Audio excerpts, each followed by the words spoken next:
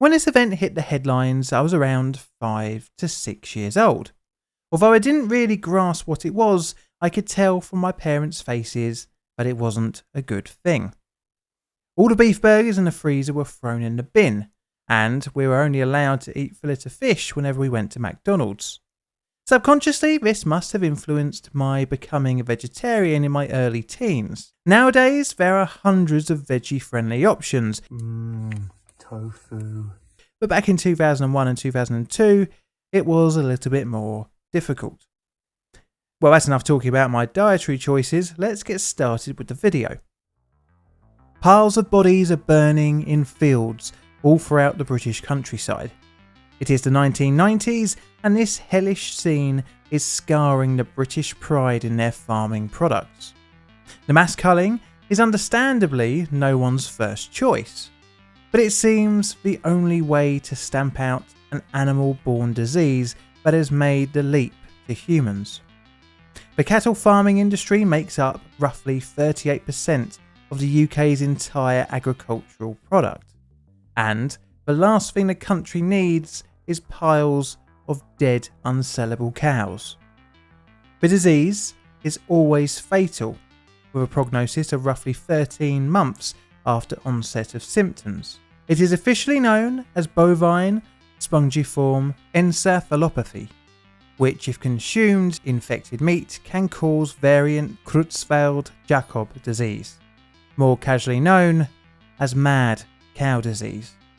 Welcome to Scandal, a plainly difficult documentary series.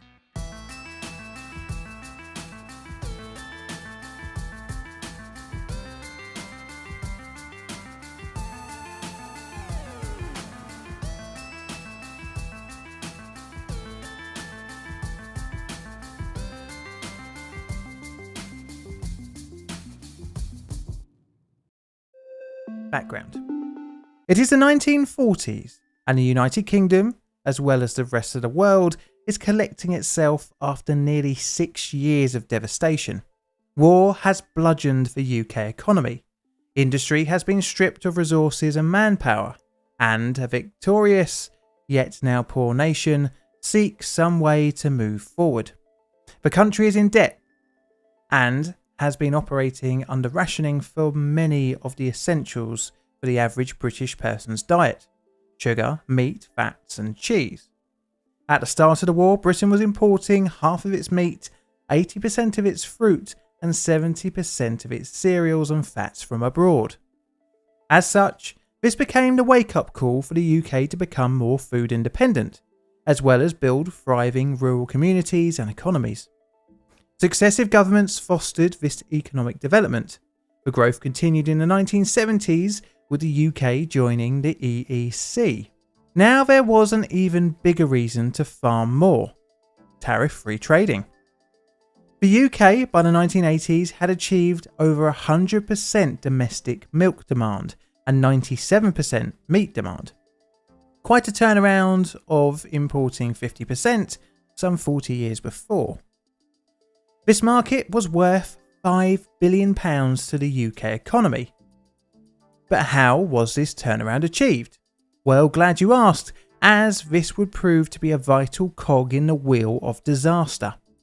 The UK had made use of a scheme of selective breeding to create cattle with the ability to produce more milk, coupled with a high-protein diet. The industry found that soya-based feed was good, but not good enough. Instead, they discovered that meat and bone meal yielded as good, if not better, milk produce than the more natural alternative. And what was better was that it was made of animal waste and was as such a hell of a lot cheaper than soya. You may ask what those waste products are. Well, I don't think you're going to like it. Imagine every bit of livestock that you think you would normally throw in the bin. You know, the bones, blood, and pretty much everything else left over, but vitally also the brain as well.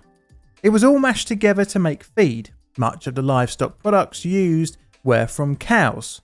So basically, the industry was feeding cows. The high protein feed was mainly for increasing milk production, and as such, dairy cows were the most unknowingly cannibalistic population in the farming industry. But these dairy cows would eventually find themselves in the slaughterhouse, as around 2/3 were eventually used for beef production.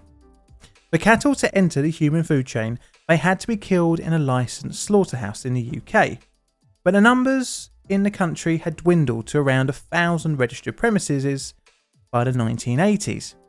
The side effect was that cattle had to travel longer distances. Now, I'm not going to describe the slaughterhouse process, but it should be said that the waste products that made up meat and bone feed came as a byproduct from the rendering process, part of the whole meat production line. Rendering is a process of recovering any waste products from livestock, and vitally for our story in the 1980s, was completely unregulated in the UK, and thus diseased animals quite often found themselves being turned into feed.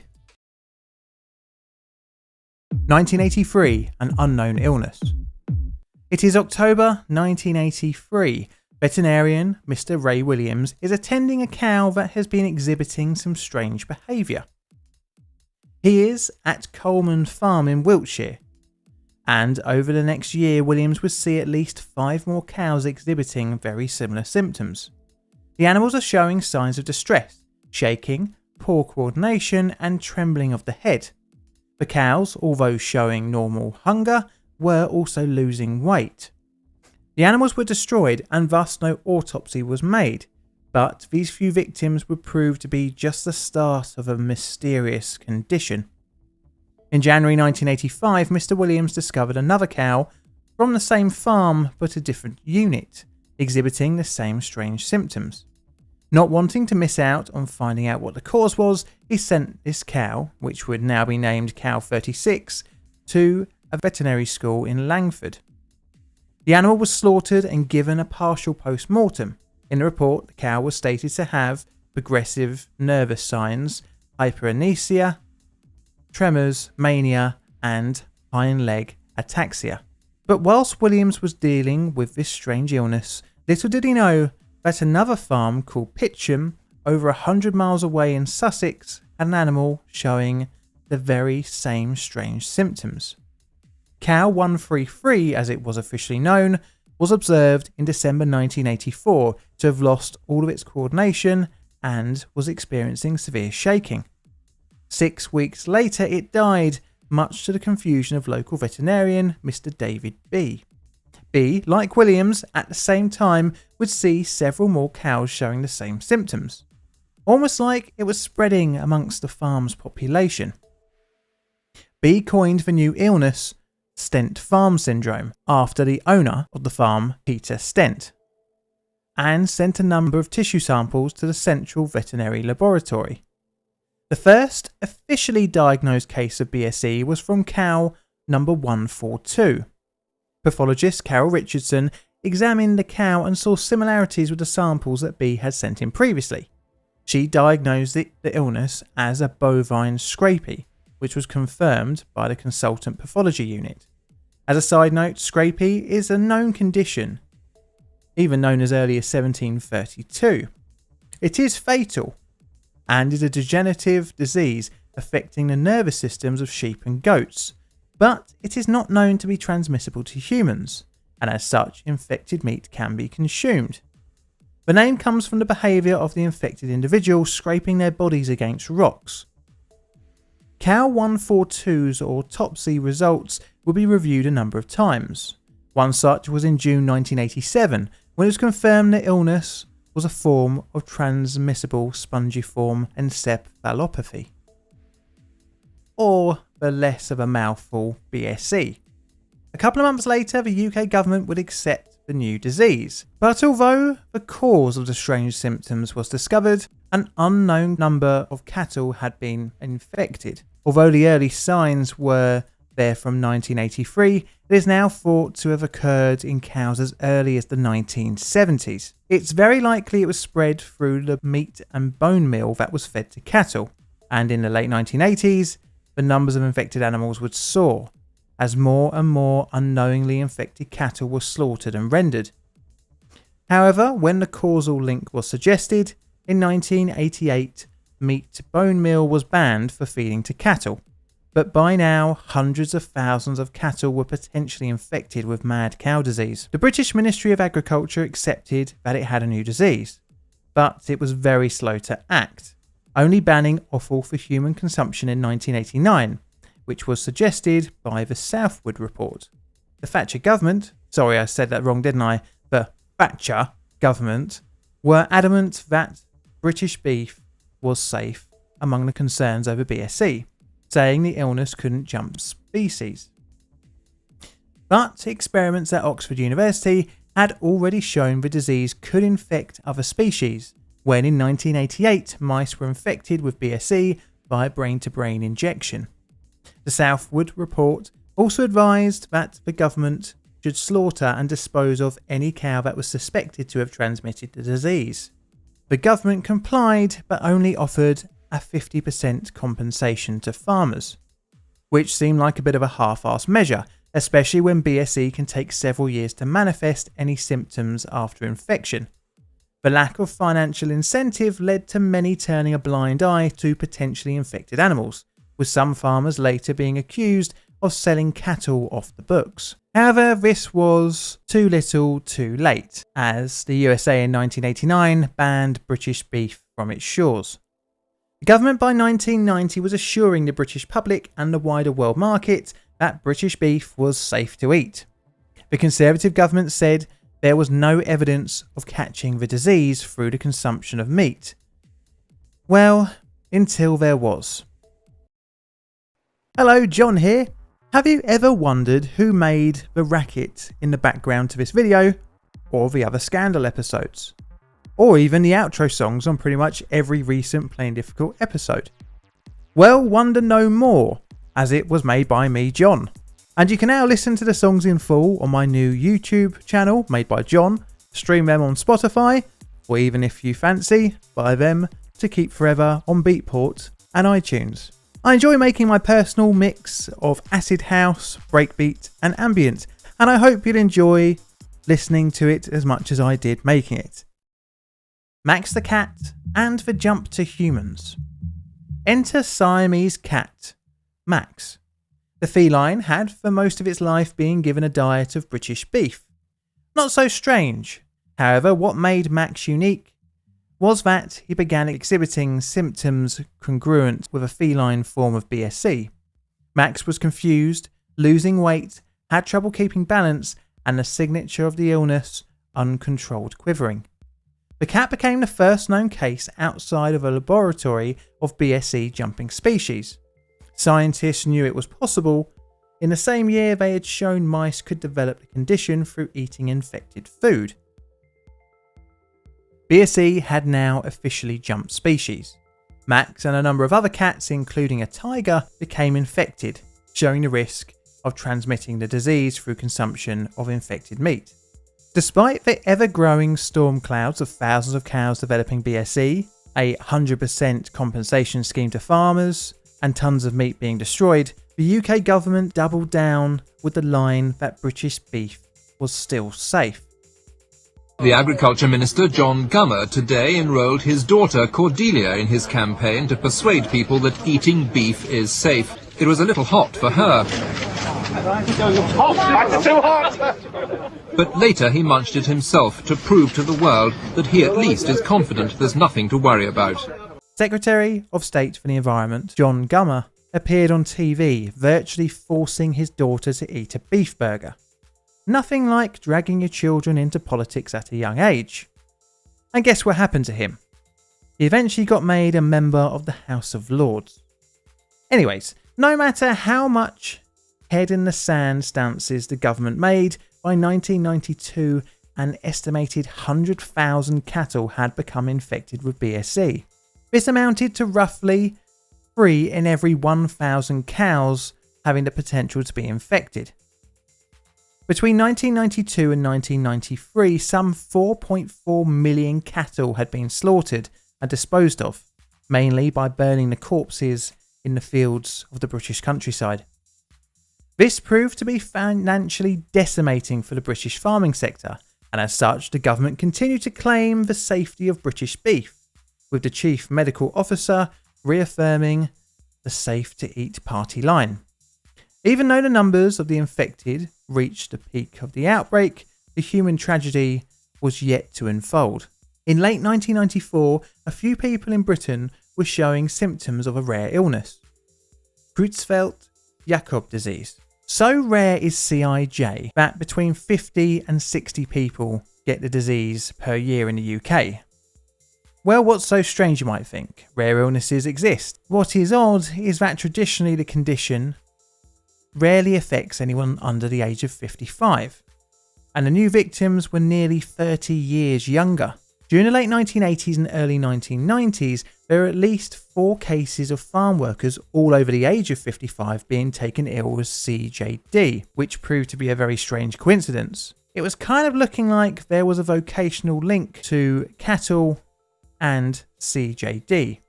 A 19-year-old man named Stephen Churchill would die in May 1995, apparently linked to this rare illness. A younger 16-year-old girl had been identified around the same time, but Stephen was the first of the under 55 cases to succumb to the illness. Needless to say that unusual deaths in young people often warrant thorough autopsies. James Ironside, a pathologist at the National CJD Surveillance Unit, saw the brains of the patients and showed unusual spongiform symptoms. He named this new condition variant CJD, or vCJD. In total, in 1995, 4 people would die from vCJD, but in September, the government stated that there was insufficient evidence to link BSE and vCJD. But eventually, on the 20th of March 1996, the government would begrudgingly capitulate, and Stephen Dorrell, the Secretary of State for Health, said there was actually a link between vCJD and infected beef. 7 days later, the EU would enact a ban on British beef. But why did children get so much of the issues? Well, the Thatcher government in the 1980s had removed the requirement for school dinners to have any nutritional value. As such, schools were using mechanically recovered meat, which was not much better than meat bone meal. In response to the EU ban on British beef, the UK sought to legally challenge the export ban and introduced a scheme to slaughter and destroy all cattle over the age of 30 months. This rift between the UK and EU during this period, which heavily affected the UK farming economy, has been argued to be one of the sparks that started off the Brexit movement, of which a large number of farmers voted for in the EU referendum. Millions of cattle burned in the fields of the UK countryside as the UK government attempted to get a handle on the outbreak. However, British beef was still on the menu in British butchers, albeit not allowing to be sold on the bone, but there was still risk to people. In 1997, local councils stopped serving beef in roughly 2,000 schools across the country. Over the next 20 years, 178 people would go on to contract and die of the disease. But let's quickly pause here to discuss vCJD and how it affects the human body.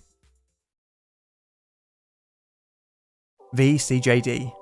The contraction of vCJD has appeared to be a bit of a lottery of genetics, as millions of people ate infected meat, but there are under 200 known deaths. Clearly the odds are low, although you'd never like to know your chances when you're taking the spin on the roulette wheel of death. vCJD is caused by things called prions, officially called proteinaceous infectious particles.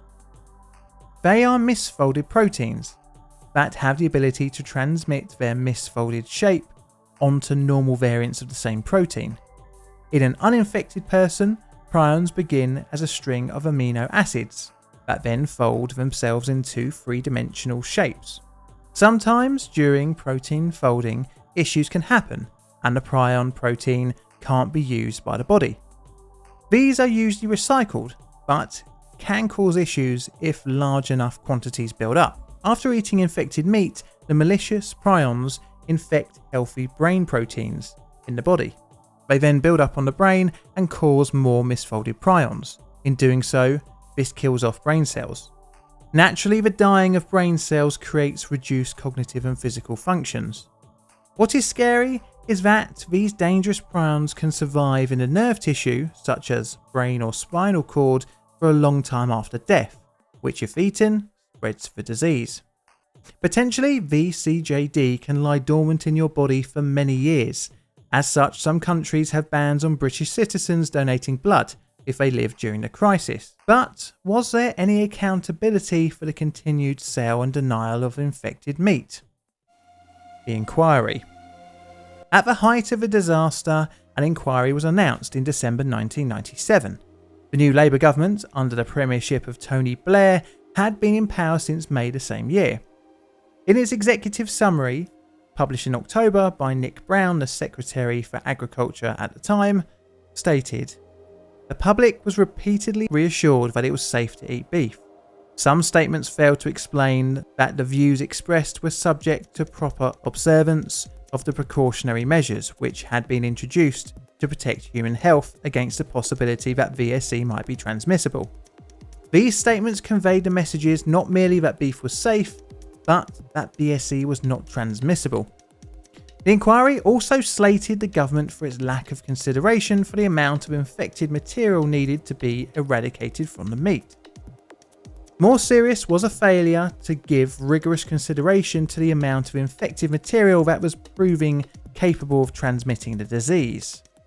The false assumption was made that any cross-contamination of cattle feed in feed mills from pig or poultry feed containing ruminant protein would be onto a small-scale matter. As the 90s came to a close, the numbers of infected cattle were reduced, as the population of cows were essentially eradicated from the UK. Restrictions on beef were slowly raised. Meat on the bone and offal was still restricted well into the mid-2000s, even for UK markets, and the EU would lift its ban in 2006 after a 10-year embargo on British beef, although France continued to impose a ban on British beef illegally long after. Plainly summary. Personally, it seemed like the government at the time was, during the reigns of two Conservative Prime Ministers, Thatcher and John Major, were more willing to play down and in some cases outright ignore the warning signs to the risk of millions of British citizens. All of this was to try and prop up a significant portion of the UK economy. Incompetence, profit over safety, or a bit of both will be up to you to decide. But regardless, many hundreds were paid a price and maybe still will. This is a Plain Difficult production.